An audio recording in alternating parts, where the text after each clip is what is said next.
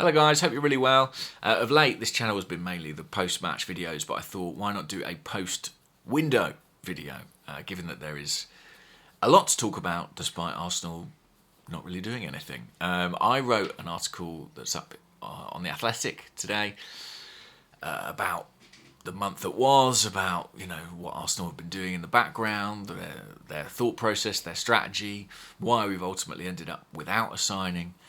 If you have a chance to read it, then I recommend you do. It's a really good article with lots of interesting detail. But I thought let's talk around it a bit as well about the context, because a lot of supporters today feeling frustrated, disappointed, and even those who aren't frustrated and disappointed, maybe just a little bit anxious, maybe just a little bit concerned about what this inaction might mean for Arsenal in the remainder of the season.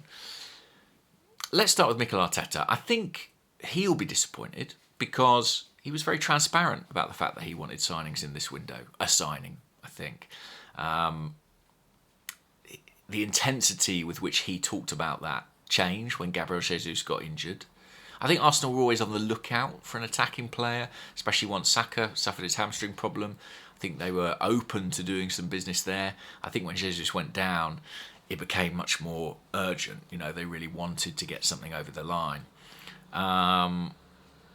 They haven't managed to do that, and I'm sure that will disappoint the manager. At the same time, Arteta's rationale, his reasoning on this, is very much aligned with the club, from what I hear, which is that they really did not want to just bring in a body.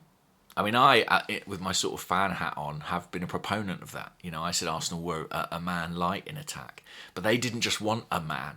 They just didn't want a guy. They didn't want depth for the sake of depth. I think Arteta's got his own reasoning for that. I think, I know he made that comment earlier in the season about we've got one of the smallest squads in the league. I think he quite likes working with a smaller squad. I think they worry about bringing in the wrong type of personality, the wrong fit, someone who's not of the requisite calibre. And I think maybe above all else, they worried about disrupting their summer transfer plans. And I'm sure supporters will roll their eyes at that to an extent. Who wants to talk about the summer now when it's the 4th of February? But I think this is a big summer for the club, and they know it has to be a big summer, and they see it as a time where they can really take a step forward and become a team who win trophies. I know what you'll be saying. What about the trophies available this season? But I think they're excited enough about the summer that they didn't want to jeopardise anything by making a deal that was the wrong deal. The one that they liked, and the one that they came closest to doing, was Ollie Watkins from Aston Villa. And that came about fairly organically. Villa had a PSR situation. They also had a situation with 2 number 9s in their first team squad. So clearly something had to give there. I think Arsenal, when that idea was floated to them, were really interested because Ollie Watkins is a proven Premier League player who'd be capable of having an immediate impact and hitting the ground running and scoring goals for Arsenal between now and the end of the season.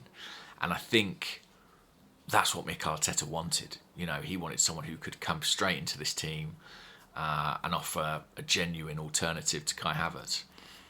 Villa wanted about £60 million. Arsenal offered about 40. Whether Arsenal, that was rejected, whether Arsenal would have offered again, we kind of never really got to find out. I suspect they would have gone higher. I suspect they would have gone north of 50 for Ollie Watkins. They really, really liked him and were very committed to that idea. It was moot in the end because Aston Villa did a deal with the Saudi Pro League for John Duran, which was more lucrative for them. And I think Unai Emery, their coach, basically would have preferred to keep Watkins of the two. I think he considered Watkins more important to them. And so they sold Duran instead. And that was Watkins off the table. Arsenal looked at some other options. Alvaro Morata was one of the names discussed, but before Arsenal could move on it, he decided to go to Turkey, so that ship had sailed. I have to be honest and say I'm not sure I would have loved the Morata deal. He's a player I've never really been wholly convinced by. I know he's had a really good CV, a good career, but not sure. Another player with some Chelsea connections as well. So yeah, not sure about that one. And then ultimately Arsenal, decided against doing anything. I mean, I know there was links with Matisse Tal. I think Arsenal's thinking on him was he's not really a number 9. He's a teenager. Is he someone who's going to be a difference maker for us? No. And they didn't want to commit to any sort of permanent deal. He wasn't a player they decided they wanted. I suppose we can judge the wisdom of that based on how he does at Spurs. Poor guy rejected them and ended up there. There you go. Desperation, I suppose, in the final hours of the window. So, no striker. What does that mean for the summer? Well, I think part of the issue is Arsenal are all but committed to signing Martin Zubimendi. I think there's been progress on that deal even since news of Arsenal's attempts to get it done this summer broke. It's moved forward, and I think Arsenal consider themselves in a really strong position there. The centre-forward situation will have to be addressed. I'll be really curious to see, do they go big for an Alexander Isak, who we know Mikel Arteta absolutely loves, but if Newcastle get into the Champions League, I see that as a non-starter, really. Even if they don't, it will take an astronomical sum of money. Someone like Benjamin Sesko is going to be available considerably cheaper, I would expect. Probably lower salary, certainly a lower fee, but more raw, more unproven. Not a prolific goal scorer yet at this point in his trajectory. He's got all the raw attributes, but there's a bit of a gamble there. Or do they go back for Watkins? And, I remember January a couple of years ago, Arsenal went for Moises Caicedo. And there was a lot of assumptions that they'd go for him again in the summer, but many of us knew that by that point Arsenal knew they wanted to do Declan Rice, and the chances of them doing both were slim to none. Is Benjamin Sesko the Declan Rice in this situation? The one that they're prepared to wait until the summer for? Is Ollie Watkins just a Moises Caicedo, a January flirtation? We shall see. It's a fascinating choice, isn't it, between Sesko and Watkins. One is a player for the future, a player who's a great investment, a player who could be something great, but we don't know. Watkins is a very good player right now. Probably not a great investment, probably no real return on that fee. You run the risk of the age curve coming after him and his form dropping off. But if you've got a squad and a group that you think need to win in the next 12 to 24 months, Watkins might be the safer bet. So I'm very, very interested to see which way it goes with the centre forward. But that's all for the summer. That is all for the summer. Let's talk about this season. Arsenal have taken a big risk, a really big risk here. They've effectively gambled on the fitness of Kai Havertz, haven't they? I think Kai Havertz must be spoken about more than any other player in the Premier League in terms of, is he the right number 9 for Arsenal? Does he contribute enough? And I think that Man City game showed us every aspect of Kai Havertz. Brilliant off the ball, great structure, great intelligence, team play, erratic finishing sometimes, unconvincing finishing. But then in other moments, scores goals. That's Kai Havertz. I think he's good enough to lead the line for Arsenal for this season. I can understand why Arteta likes the player so much. But we're asking an awful lot of him. An awful lot. I know we've got Leandro Trossard. He can play as that kind of number 9. Maybe Martinelli can. We've not seen it for a long time. I don't know if we've ever seen it really under Mikel Arteta. Emery did it a few times. But if you take Trossard out of the wide areas, you're leaving yourself a little bit short there. Yes, you've got Nwaneri, but Bukayo Saka won't be back for some time yet. Where are we? Early Feb. I think we're talking 4 to 6 weeks at a minimum. So it's an interesting one. I mean, Havertz is going to have to play a lot of football. His injury record's terrific. He's incredibly fit, touch wood. But if something does happen to him, Arsenal will be in big trouble, and everyone will point at this window and say they made a mistake there.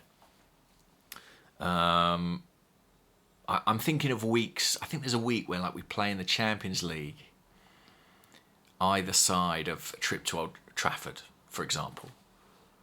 How do you manage Kai across that period?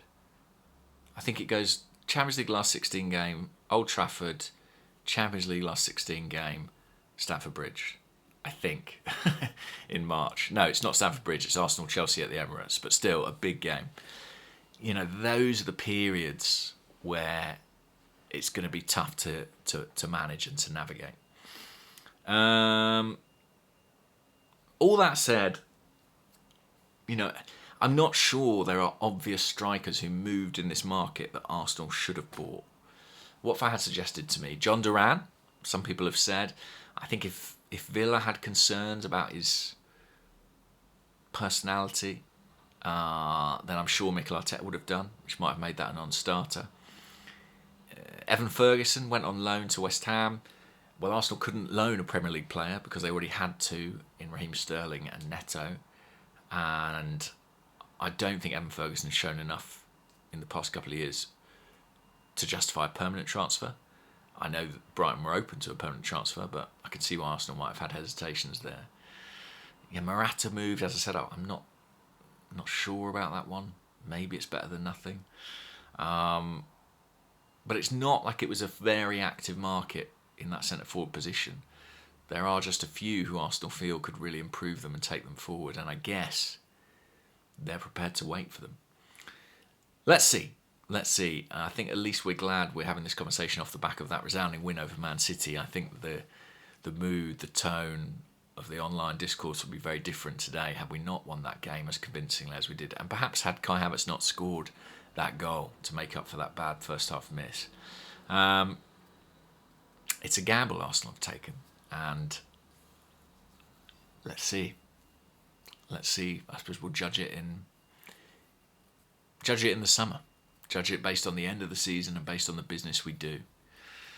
But they've set expectations high. There's a bit of pressure now on that summer window, and they will have to deliver. Right, I'll leave it there. If you enjoyed this, please subscribe. I find that word so hard to say. And yeah, I will try and find room for more of these as and when it's possible. But I'll speak to you soon.